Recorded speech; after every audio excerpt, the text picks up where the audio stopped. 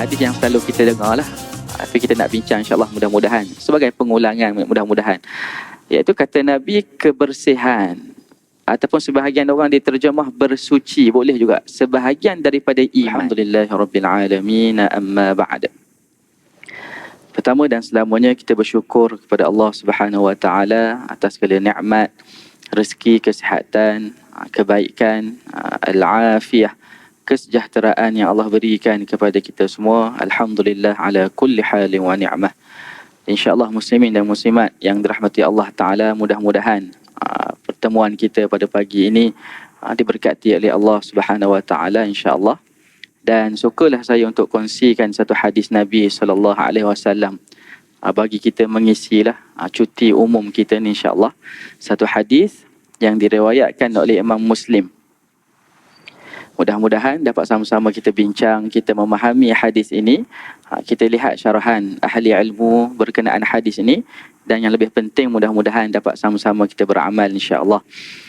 An Abi Malik Al-Harith bin Asim Al-Ash'ari radhiyallahu anhu qal. Daripada Abu Malik. Daripada Abi Malik. Ayah kepada Malik. Jadi siapa nama dia? Nama dia Al-Harith bin Asim. Ini sahabat Nabi yang mulia lah. Al-Harith bin Asim. Yang ni mungkin jarang kita dengar nama dia lah. Jarang kita dengar. Biasa kita dengar yang paling banyak riwayat hadis Abu Hurairah, Abdullah bin Mas'ud, Abdullah bin Abbas, Abdullah bin Umar, anak Sayyidina Umar. Harith ni jarang kita dengar nama dia. Tapi mudah-mudahan hari ini bila kita dengar, kita set lah dalam kepala kita, oh ada nama sahabat nama Harith ni. Cantik nama Harith, nama sahabat Nabi yang mulia. Kunyah dia Abu Malik, ayah kepada Malik Al-Ash'ari. Al-Ash'ari ni nasab dia lah, keturunan dia. Radhiyallahu anhu. Allah meredainya. Sahabat Nabi ni Allah redha semua. Dan Harith bin Asim ni, seingat saya lah sedikit biodata dia. Dia ni hidup sempat sampai ke zaman Sayyidina Umar lah. Zaman Sayyidina Umar. Dan dia meninggal kerana ta'un, penyakit wabak di Syam tu. Saya lupa nama penyakit tu, dia ada istilah dia lah, saya lupa. Tapi dia penyakit wabak lah. Berlaku pada pemerintahan Sayyidina Umar ketika pergi ke Syam ketika itu. Dan dia meninggal dalam penyakit wabak ni lah. Harith bin Asim dan seangkatannya. Mu'az bin Jabal, Abu Ubaidah Al-Jarrah dan sebagainya. Meninggal kerana ta'un. Cuma sedikit tuan-tuan lah, apa yang menarik. Mungkin dia macam perbahasan yang tinggi lah dalam ilmu hadis. Imam Nawawi, dia masukkan dalam kitab dia hadis ini. Hadis 40, ada hadis ni. Dalam Riyadhus Salihin, ada hadis ni. Dalam kitab dia Al-Azkar, ada hadis ni. Dia bagi tahu nama sahabat ni Al-Harith bin Asim. Tetapi sampai kepada zaman kita kata Ibn Hajar Al-Asqalani, ulama besar lah dalam mazhab Syafi'i ni, dia mensyarahkan Sahih Bukhari kan. Ibn Hajar Al-Asqalani ni dia kata seolah-olah ada waham. Waham ni macam keliru sikit lah. Kerana nama dia yang sebenar Abu Malik, sahabat Nabi ni terkenal dengan kunyah. Abu Malik ni dia panggil kunyah lah, gelaran lah orang Melayu kita kata. Sehingga kan ulama khilaf nama dia. Nama dia Al-Harith bin Asim ke ataupun nama dia lain. Dan Ibn Hajar dia kemukakan banyaklah nama. Tapi dia kata yang paling tepat dua nama. Iaitu Ka'ab bin Asim ataupun Al-Harith bin Harith. Kan? Tapi pandangan Imam Nawawi, dia kata Abu Malik ni nama dia Al-Harith bin Asim. Saya nak cerita apa? Kebetulan kita baca. Kita pun bukan bidang hadis. Tapi bila kita baca syarahan ahli ilmu ni, kita kata Allah hebat perjuangan ulama-ulama hadis ni. Dia nak jaga hadis Nabi ni bukan senang. Dia nak kena kenal orang. Dan orang yang dia nak kenal tu bukan hidup zaman dia. Bukan hidup zaman dia. Dia nak kena kaji. Bahkan sebelum kita nak masuk dia ni adil ke tak, dhabit ke tak, kuat ingatan ke tak. Sebelum nak masuk yang tu, kena kenal dulu siapa dia. Dan orang Arab ni, saya secara peribadi pun, kita belajar di Mesir, kadang orang Arab ni memang lebih terkenal dengan kunyah. Nama kita tak tahu. Selalu kita ulang kan. Selalu saya sebut jugalah, kalau kita tanya nama kawan yang tak berapa rapat lah dengan orang Arab ni, kalau tanya nama dia Ismak, mas muka, apa nama kamu ni? Dia kata, anak Abu Hamzah. Aku ni ayah kepada Hamzah. Oh, ayah kepada Hamzah. Dah nama kamu siapa? Dia kata tak apalah, panggil aku Abu Hamzah aja. Dia lebih suka kenalkan diri ni dengan gelaran. Begitulah para sahabat Nabi ni, kadang tu orang lebih terkenal dengan gelaran. Abu Hurairah. Bukan nama tu. Abu Hurairah bukan nama. Kita kata gelaran, kunyah yang Nabi bagi. Bapa kepada yang sayang kucing, Abu Hurairah. Nama dia pun ulama khilaf. Yang paling kuat seingat saya para ulama sebut nama Abu Hurairah ni Abdul Rahman bin Sakhrin. Nak kita ingatlah tu mudah-mudahan.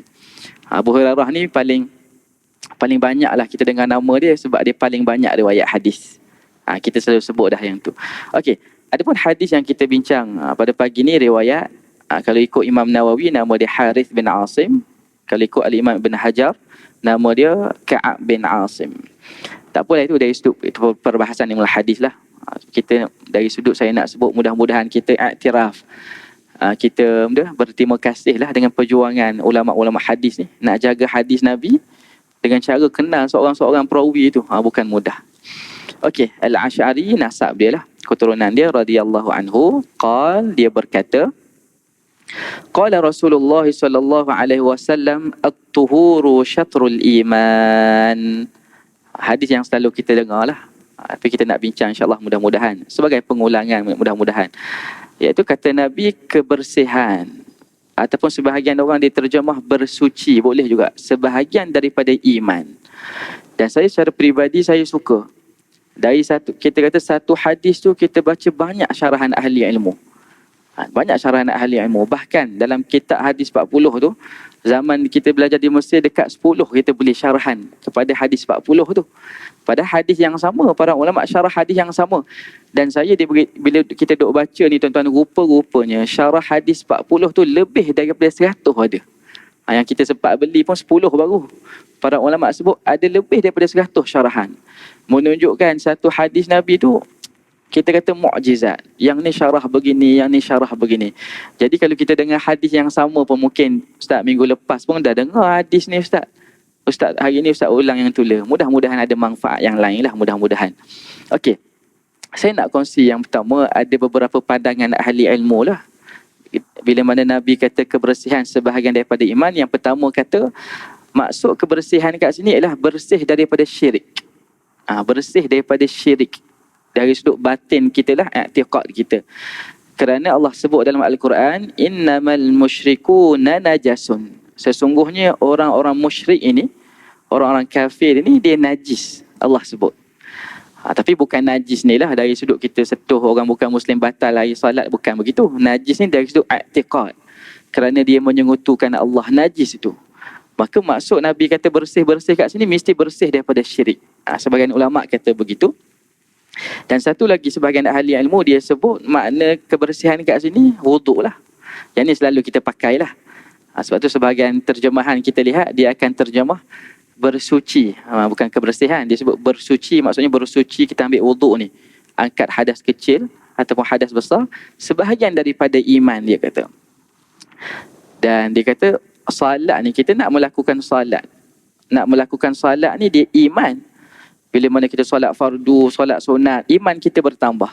Ahlussunnah wal jamaah kan, makin banyak kita buat ibadat, iman kita bertambah.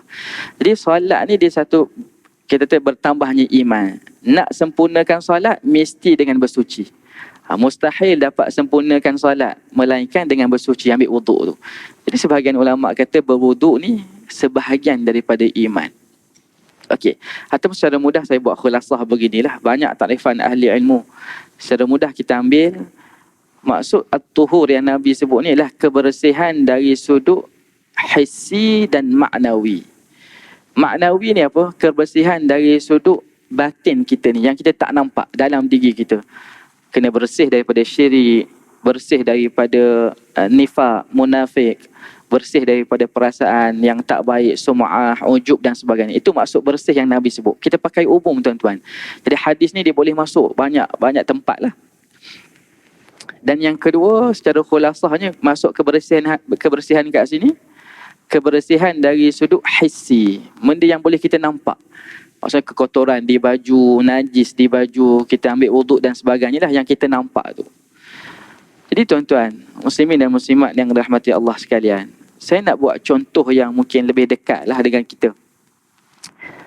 Bila mana Nabi kata kebersihan separuh daripada iman, ada satu pendapat yang cukup cantik lah.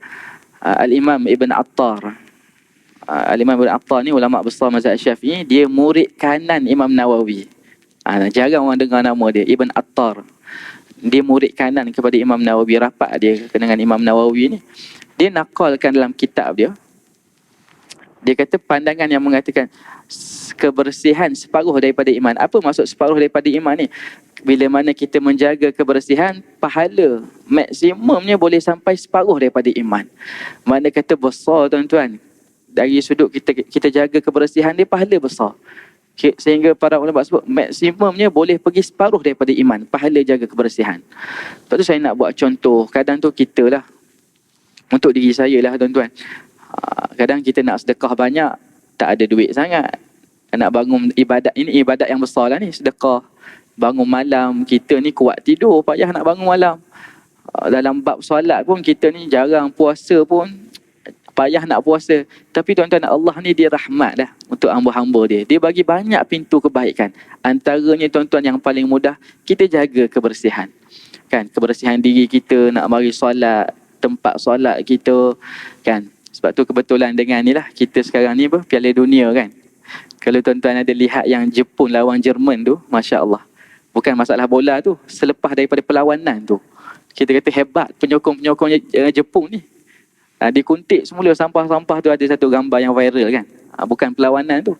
Maksudnya, gambar tu kebetulan lah, yang belakang tu orang Jepun tolong kuntik sampah. Yang depan tu kita kata penyokong Jerman sedang duduk main handset dan sebagainya lah. Kerana mungkin kekalahan pada malam tu lah. Tapi nak cerita ni, Jepun ni Masya Allah lah. Walaupun bukan negara Islam, tapi dari sudut kebersihan, kita kena tiru dia lah. Kan? Tuan-tuan mungkin dah pernah pergi sana. Saya ni tak pernah pergi lagi, tapi kita dapat khabar lah. Wallahualam betul ke tak. Kita kata kat Jepun ni pun lokang dia. Kita kalau di Malaysia, lokang ni memang tempat kita tak nak pergi lah. Kalau di Jepun ni boleh ada ikan pula hidup dalam longkang dia tu. Wallahualam betul ke tak. Tapi dikhabarkan begitu. Kata bersihnya Jepun ni. Masya Allah. Jadi mudah-mudahan kita ambil peluang ni tuan-tuan. Saya nak buat contoh terutamanya mungkin muslimat lah. Kadang kita isteri kita pun tak kerja kan. Kita kata, kalau orang tanya, isteri kerja apa? Isteri tak kerja, suri rumah. Suri rumah tu kerja yang paling besar lah sebenarnya. Kadang sebagian orang bila kata, isteri tak kerja macam nampak lekeh. Tak. Suri rumah ni kerja yang berat lah. Terutama, dan kita ada pengalaman tu lah kan, isteri kita ada 2 orang anak sekarang ni. Allah, kita orang lelaki ni kalau anak 2 orang nangis, kecil lagi 2 kan, 2 tahun baru yang sulung tu, kita stres dah ni. Nak study untuk kuliah malam ni pula. Dua-dua menangis, memang stres lah kita. Tapi kalau muslimat, 2 nangis pun dia boleh handle dengan baik lah. Jadi tuan-tuan, khususnya untuk muslimat ni, kita ambil hadis ni sebagai asas kita lah. Kita mungkin tak mampu sebab kita duk jaga anak. Banyak kadang tu tak boleh solat jemaah kan. Sebagai muslimah ni mungkin untuk isteri-isteri, tuan-tuan sekalian ni, kita tahu banyak perkara. Lepas dah ada anak ni, masa banyak dengan anak aja, handset pun tak sempat nak main muslimat ni. Kita ambil peluang. Hadis ni jadi asas kepada kita. Kita betulkan niat. Aku ni aku jaga pakaian suami aku. Aku jaga makan minum suami aku. Aku pastikan aku masak ni, aku jaga kebersihan ketika aku masak. Suami aku pergi ke masjid, aku pastikan aku gosok pakaian dia bersih daripada najis. Maka tuan-tuan, pahala tu kita boleh dapat sebahagian daripada iman. Makna kata besar tuan-tuan. Satu muslimat kadang tu dia mengeluh tak dapat pergi masjid, tak dapat pergi dengar kuliah, tapi sebenarnya banyak jalan yang Allah bagi. Antaranya kita jaga kebersihan ni. Walaupun sebahagian orang nampak simple, mudah-mudahan dia besar untuk kita lah. Dia besar untuk kita sebagai seorang muslim ni. Jadi mudah-mudahan untuk diri saya dan tuan-tuan, kita jagalah kebersihan insya-Allah. Okey, seterusnya kata Nabi, sebab Nabi kata at-tuhuru syatrul iman. Nabi kata walhamdulillahi tamla'ul mizan. Masya Allah, hebat ni tuan-tuan. Nabi kata alhamdulillah. Kita duk zikir alhamdulillah ni, dia memenuhi mizan, memenuhi timbangan. Ni timbangan apa ni tuan-tuan? Timbangan yang hari kiamat nanti lah.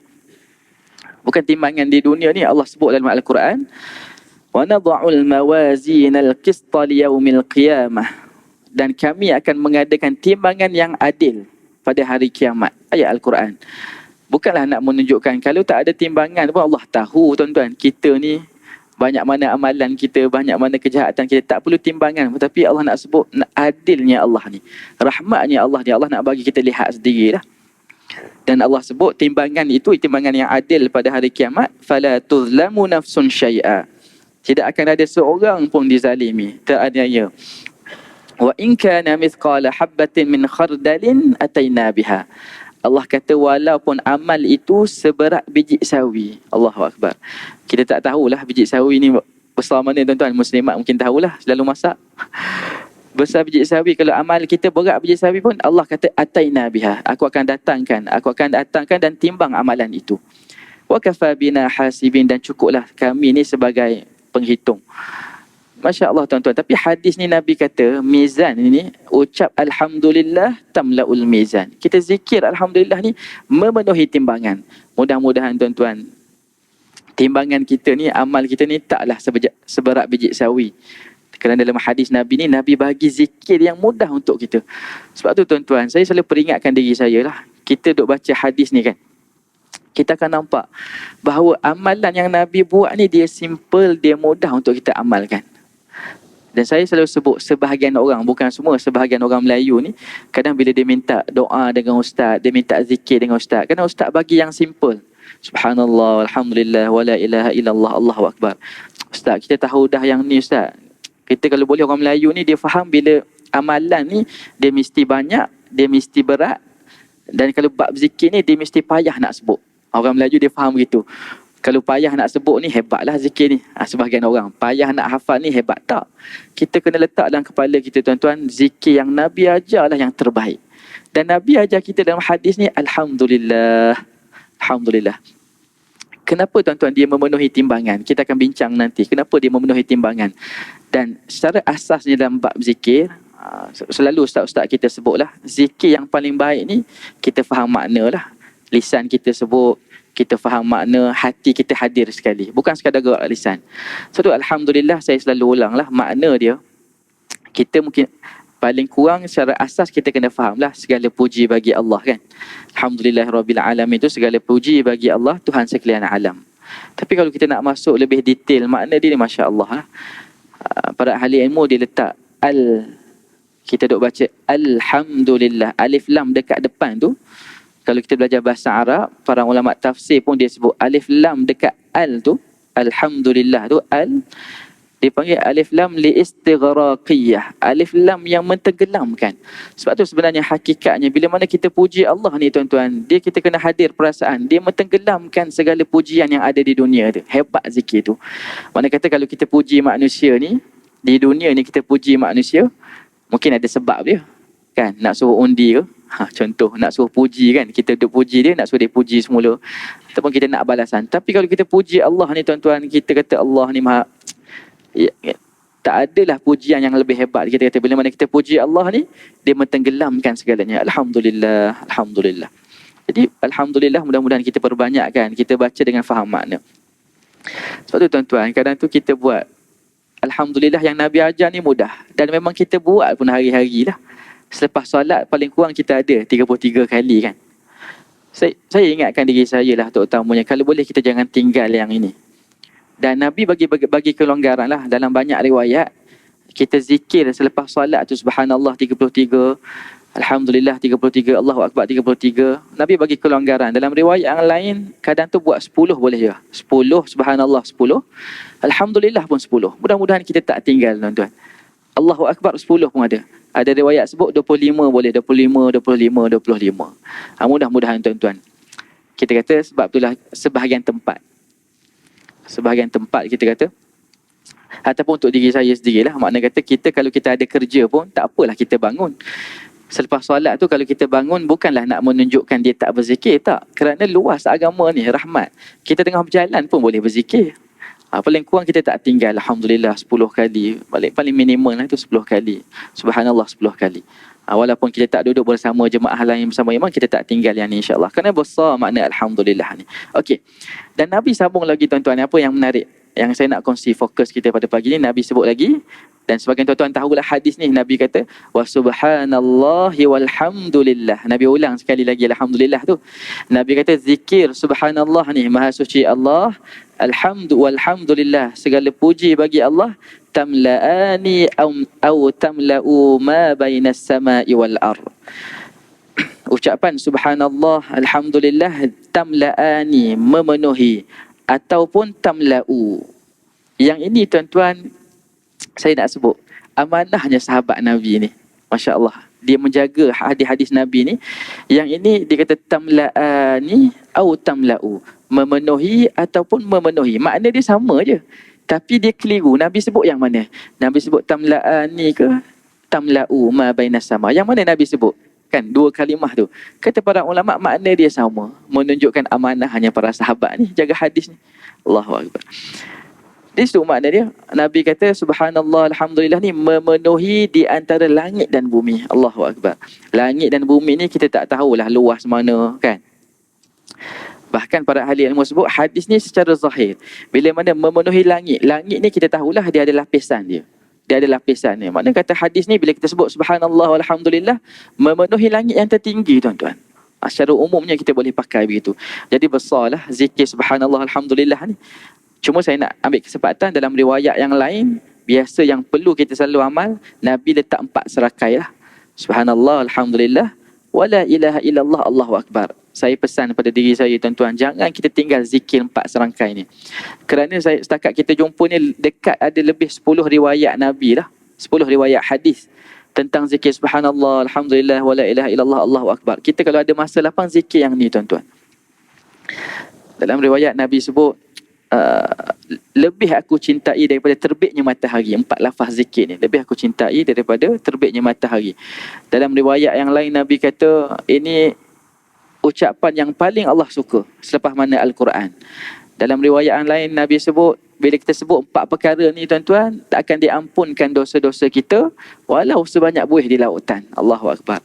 Tak tahulah kita banyak mana di buih di lautan tu, tapi dengan ucapan subhanallah walhamdulillah wala ilaha illallah Allahu akbar, Allah hapuskan dosa-dosa kita. Zikir ni cukup besar. Tapi dalam hadis ni Nabi kata memenuhi langit dan bumi. Okey tuan-tuan, kita nak bincang sedikit makna zikir ni para ahli ilmu. Bila mana Nabi kata memenuhi langit dan bumi ni besar sangat fadilat dia tuan-tuan. Maka makna dia tuan-tuan, mudah-mudahan selepas ni kita zikir kita faham makna dia.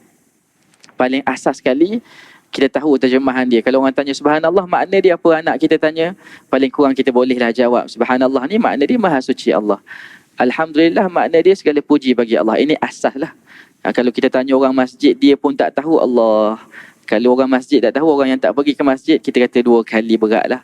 Bahaya.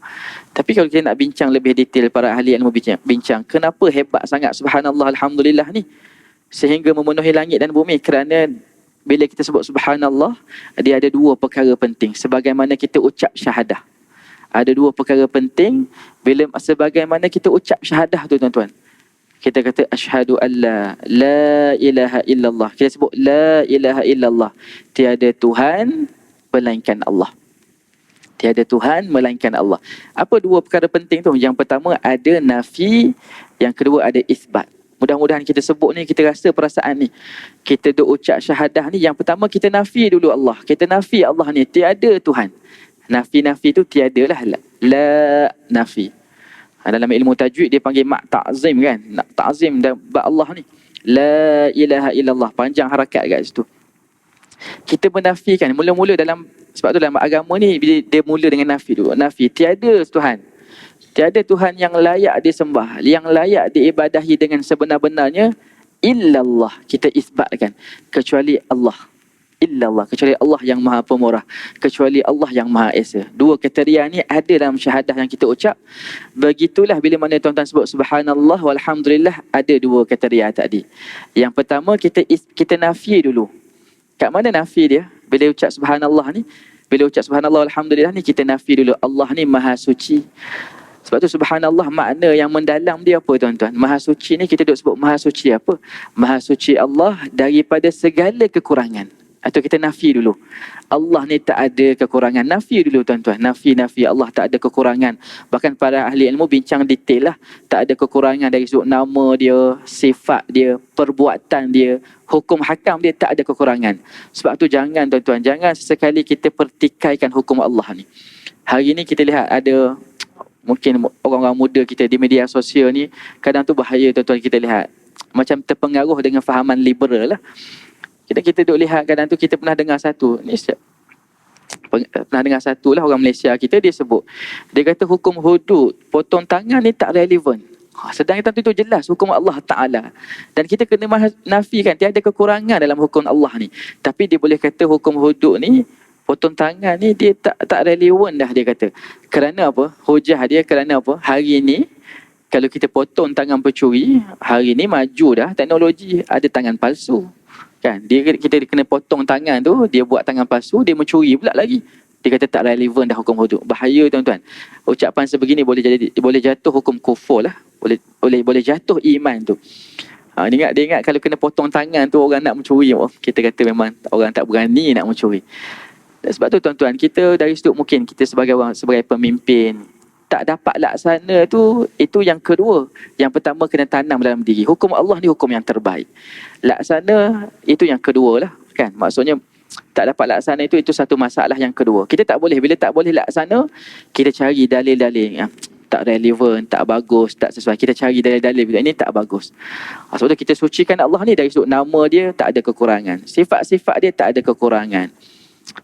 Perbuatan-perbuatan dia tak ada kekurangan. Hebat Allah ni. Sebab tu kita baca Allahu la ilaha illa huwal hayyul qayyum, yang maha hidup dan yang maha berdiri dengan sendiri. La ta'khudhuhu sinatun wala naum, yang tak ada rasa mengantuk dan tak tidur.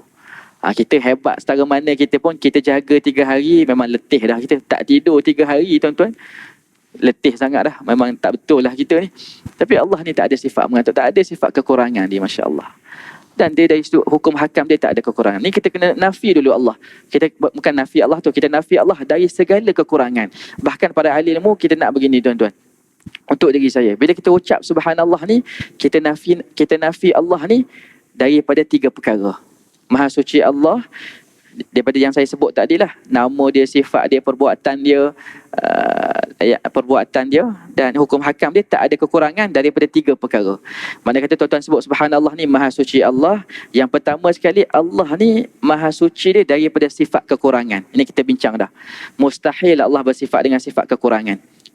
Yang kedua, kita mensucikan Allah ni, yang kedua ni kita menafikan kekurangan dalam kesempurnaan. An-naqsu fi kamalihi. Nampak macam sama dengan yang pertama tadi, tapi dia ada beza dia. Yang pertama sekali kita ucap subhanallah ni, Allah ni maha suci Allah daripada segala kekurangan, daripada sifat kekurangan. Ini yang pertama. Yang kedua, kita sebut maha suci Allah ni kita nafi dia daripada sifat kekurangan dalam kesempurnaan. Maksud dia apa? Kita buat contoh mudah beginilah. Kita kadang tu bila kita lihat raja ni hebat tuan-tuan, teman kita kontak Malaysia, Agong lah, Masya Allah, Agong boleh lantik Perdana Menteri. Contoh, dia hebat kuasa dia, kita rasa kalau boleh jadi Agong ni hebat lah, macam-macam kita nak buat. Tetapi kalau kita tahu Agong ni dia hebat di Malaysia, tapi kalau dia pergi negara lain, tak ada kuasa dia dah. Orang tak dengar dah cakap dia. Kalau dia pergi negara lain, maksudnya dia tak boleh mentadbir dah negara lain. Tapi Allah ni sempurna, Allah ni dia 100%. Memang lebih daripada 100% lah. Kalau kita nak buat contoh peratus tu. Maksudnya Allah ni dia sempurna betul. Memang tak ada kekurangan. Berbeza kalau manusia ni kita rasa hebat, kagum dia. Tapi kalau dia pergi tempat lain, ada kekurangan dia sikit. Sebab tu kita menafikan kekurangan dalam kesempurnaan. Ini yang kedua. Sebab tu Allah sebut dalam Al-Quran, nak kata hebatnya Allah ni tak ada kekurangan dalam kesempurnaan dia tu. Allah kata, وَلَقَدْ خَلَقَنَا السَّمَاوَاتِ وَالْأَرْضَ وَمَا بَيْنَهُمَا فِي 6 أَيَّامٍ. Dan sesungguhnya kami ciptakan langit dan bumi ni, langit-langit dan bumi ni, wa ma bainahuma, di antara keduanya, fi 6 ayyam, dalam 6 masa je. 6 masa. Wa ma massana min lughub, dan kami tak rasa payah pun nak buat tu. Nak kata Allah ni sempurna, dia buat sempurna betul tuan-tuan. Sebab tu maha suci Allah ni Yang kedua ni kita sucikan Allah daripada sifat kekurangan dalam kesempurnaan. Dan yang ketiga, bila kita sebut subhanallah ni, mudah-mudahan kita hadir dalam diri kita ni, maha suci Allah daripada menyamai makhluk. Tak sama Allah dengan makhluk ni. Yang ni kita ahli sunnah wal jamaah, kita pegang begini, kita tahu. Kita kata manusia ni mendengar. Dalam Quran Allah sebut Allah mendengar juga. Tapi kita kena ada maha suci Allah, dia tak menyerupai makhluk. Makhluk ni dia mendengar, ada batas lah. Jauh tak dengar dah kan. Jauh tak dengar dah kan. Tapi Allah ni dia mendengar, dia maha mendengar lah. Kita kata maksimum lah kita kata. Kita boleh sebut subhanallah, Allah ni tak sama dengan makhluk. Maha suci Allah tak sama dengan makhluk. Kita sebut banyak lah yang ayat Al-Quran sebut kan. Banyak perkara-perkara yang kita nampak makhluk pun Al-Karim kan. Allah nama dia kan, sifat dia Al-Karim. Manusia pun kita boleh kata Al-Karim, dia mulia dia. Abdul Karim kan, kata mulia. Tak, walaupun kita guna perkataan yang sama Karim, kita kata Karim manusia ni, mulia manusia ni tak sama dengan Karim Allah. Ini adalah sunnah wal jamaah. Mudah tuan-tuan. Kita ada dua kunci. Allah bagi dua kunci kepada kita. Ayat-ayat yang sebegini pakai dua kunci ni. Allah sebut dalam Al-Quran yang selalu kita baca jugalah. Surah Al-Ikhlas. Lam yalid wa lam yulad wa lam yakul lahu kufuwan ahad. Kadang tu segala orang ni bila dia baca tentang sifat Allah ni, manusia pun mendengar, manusia pun melihat juga. Dia datang, syaitan dia bisik. Sama dengan manusia. Tuan-tuan kena tepis. Wa lam yakul lahu kufuwan ahad. Allah sebut lama dah. Allah ni tak sama dengan sesuatu pun. Ataupun ayat yang kedua Allah sebut laisa kamitslihi syai'. Kan? Allah tak sama dengan sesuatu pun. Ini dua kunci untuk kita semualah. Mudah-mudahan. Okey. Jadi tuan-tuan, subhanallah ni, ini makna dia lah. Secara detail makna subhanallah. Sebab tu hebat Nabi kata memenuhi langit dan bumi. Subhanallah ni kita nafi dulu. Sebagaimana syahadah tadi, nafi dulu. Tiada Tuhan. Subhanallah ni kita nafi ni. Nafi Allah ni daripada sifat-sifat yang lemah lah, daripada segala aib. Lepas tu kita isbat Allah. Walhamdulillah. Kita isbat sifat kesempurnaan Allah. Segala puji ni bagi Allah. Kita isbat sifat kesempurnaan Allah. Makna kata tuan-tuan, kita duduk sebut subhanallah walhamdulillah ni, ada dua perkara ni. Sebab tu dia besar. Nabi kata pahala dia memenuhi langit dan bumi. Mudah-mudahan tuan-tuan, untuk diri saya, kita amal zikir ni. Cuma saya nak ambil sedikit lah. Hadis ni dia panjang sikit. Mungkin kita tak sempat kita nak habiskan. Sebab hadis ni nampak simple. Macam mana saya sebut tadi lah. Syarah hadis 40 tuan-tuan, ada dekat 100. Dan kalau kita baca, mesti ada perbezaan syarahan tu. Menarik tuan-tuan. Kalau saya nak kongsi pada hari ni, mungkin tak sempat lah, panjang lagi. Saya cuma nak ambil sebagai khulasah lah. Bila saya sebut tadi, para ulama' sebutlah subhanallah ni ada nafi dan isbat kan. Nafi dulu. Begitulah kita ucap syahadah ni ada nafi. Dan saya nak betulkan sedikit. Kadang tu sebahagian orang bila dia syahadah, dia zikir la ilaha illallah. Seafdal zikir la ilaha illallah. Kadang tu sebahagian tempat kita pergi, dia zikir begini. La ilaha illallah. La ilaha illallah. Atau perasan tak kat mana dia ada macam ada sedikit tidak sempurna, tidak berapa tepat dari sudut apa? Dari sudut fasahah tu. Fasahah ni macam mana? Dia tak habiskan perkataan tu. Dia sepatutnya la tiada. Ilaha tiada Tuhan. Sepatutnya dari sudut intonasi tu salah. Saya sebut tadi, intonasi tu salah. Dia sepatutnya kena sebut tiada Tuhan dulu. Nafi dulu, tiada Tuhan melainkan Allah, illallah. Tapi sebagian tempat bila dia baca la ilaha illallah. La ilah satu, tiada Tuhan melainkan Allah. Tiada Tuhan melainkan Allah. Tuan-tuan nampak tak beza dia situ? Intonasi tu menyebabkan makna tu boleh difahami begitu. Yang ini sebaiknya kita baiki, itu yang terbaik lah. La ilaha illallah. La ilaha illallah. Biar kita bezakan kat mana nafi, kat mana isbat tu. Nah, kadang tu saya pernah ada di masjid di Subang ni lah. Semasa saya bertugas di Subang Jaya juga. Di Masjid Abu Bakar tu ada orang nak dia peluk Islam lah. Jadi jemaah tu dia suruh saya lah jadi untuk ni lah mengucap tu kan. Tapi saya kata tak apalah, bagi dia lah, dia orang yang lebih pengalaman lagi. Dia terlibat dengan NGO ni kan, masuk Islam. Tapi bila dia ajar syahadah tu, dia kata okey, asyhadu alla ilaha illallah. Dia tak kena ha illallah, tak boleh begitu. Sepatutnya asyhadu alla ilaha, habiskan dulu illallah. Biar kita nampak nafi dulu baru isbat. Rasa mudah-mudahan tuan-tuan boleh faham lah. Maksudnya dia dari situ intonasi tu membawa makna. Okey, yang ini kalau kita boleh jaga, itu yang terbaik lah. Tetapi yang lebih penting lagi daripada ini dalam bab zikir. Bila mana zikir munajat lah. Yang ini matan Mufti Kedah. Seingat saya dia pernah tegur lah dalam kuliah dia. Matan Mufti Kedah. Dia kata ramai orang bila zikir astaghfirullahalazim alladzi la ilaha illa huwal hayyul qayyum wa atubu ilaih. Salah dia kat mana tuan-tuan? Dia mungkin sebab lagu kita, kalau kita selepas solat kita zikir, dia tak ada masalah sangat. Sebab kita sempurnakan satu ayat tu. Sebab tu kaedah orang Arab, bukan kaedah orang Arab, bahasa Arab ni tuan-tuan. Bila mana tuan-tuan berhenti, tuan-tuan tarik nafas baru, menunjukkan ayat tu sempurna dah. Cukup dah ayat tu. Tuan-tuan ambil, berhenti, habis nafas ni, tuan-tuan baca Al-Quran kan. Sebab tu penting wakaf ibtidak ni dalam Quran ni kita kena belajar. Bila kita berhenti, kita wakaf. Kita tarik nafas baru, menunjukkan habis dah ayat tu. Dalam bab zikir tadi, kalau selepas solat tu dia tak jadi masalah sangat. Sebab kita mungkin satu nafas kita sampai. Tapi kalau zikir munajat ni kita berlagukan sikit kan. Kita buat intonasi lagu. Tak ada masalah lah intonasi tu. Cuma dia mengganggu makna dekat sini. Astaghfirullahalazim alladzi la ilaha illa. Ramai wakaf kat sini. Dia berhenti. Bila berhenti menunjukkan habis dah makna dia. Kan? Kita duk zikir sebab tu sebaiknya kita faham makna lah. Astaghfirullahalazim alladzi la, iaitu dia ni Tuhan ni la ilaha illa. Kita berhenti kat situ. Iaitu dia ni adalah Tuhan yang tiada melainkan. Kita berhenti kat situ. Melainkan barulah kita sebut huwal hayyul qayyum, dia yang maha hidup lagi maha berdiri sendiri. Maknanya kata tuan-tuan berhenti tadi illah tu sempurna dah ayat tu, dia jadi tergantung, tak cantik makna. Sebab tu kalau tak cukup nafas berhenti kat sini. Astaghfirullah alladzi la ilaha illahu al-hayyul qayyum. Al-hayyul qayyum tu satu ayat yang sempurna sebenarnya. Ramai orang tak tahu. Al-hayyul qayyum tu satu ayat yang sempurna dah. Sebab tu nak sempurnakan ayat yang depan ni mesti berhenti dekat hu tu. Saya ada beberapa jalan lah nak zikir munajat ni boleh. Saya banyak kita bagi solusi, antaranya kalau kita nafas panjang buat apa ni? Alladzi la ilaha illa huwal hayyul qayyum.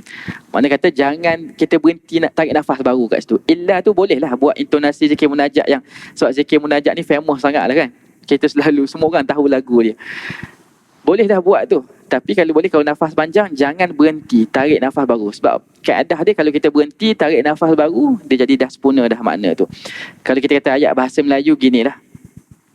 Saya makan nasi, ayam dan minum air. Saya makan nasi, ayam dan minum air. Sepatutnya saya makan nasi ayam dan minum air. Sepatutnya begitu. Tapi bila mana kita cakap, tiada Tuhan yang layak disembah melainkan Allah, macam tak kena makna dia. Sebab tu tiada Tuhan yang layak disembah melainkan Allah. Okay, barulah kita sebut sifat dia, Al-Hayyul Qayyum. Ni dia sebut intonasi. Sebab tu ulama kita detail bincang tuan-tuan. Sebab tu yang ni lebih mustahak lah, sebab kita ada berhenti tarik nafas baru. Adapun zikir la ilaha illallah tadi tu, dari situ intonasi tu, la ilaha illallah, tiada Tuhan melainkan Allah, tiada Tuhan. Dia jadi begitu makna dia. Detail para ulama kita bincang. Tapi yang ni sebab kita tak berhenti, tiada la ilaha. Kalau tarik nafas yang ni memang salah besar. Kalau tuan-tuan baca la ilaha illallah wal-iyazubillah, ini saya buat contoh dia lah. Kalau tuan-tuan buat begitu, kesalahan yang sangat besar lah. Cuma sebahagian kita ni baguslah, dia tak tarik nafas baru kat situ, tapi intonasi tu tak cantik.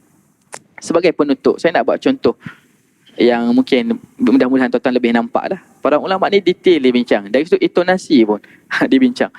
Dalam bab kita baca Al-Fatihah, kita baca surah Al-Fatihah kan, kadang mungkin sebahagian orang dia sebab terpengaruh dengan lagu. Lagu ni tak salah lah, tapi kalau kita buat berlagu sehingga melanggar hukum, mungkin dia tak berapa elok lah, tak berapa betul. Dalam ayat contoh, Alhamdulillahi Rabbil Alamin Ar-Rahmanir Rahim Maliki Yawmiddin. Maliki Yawmiddin, sepatutnya kena habis dulu. Maliki, raja, Yawmiddin, Maliki yaumiddin. Raja hari pembalasan. Itu makna yang sebenar kita baca.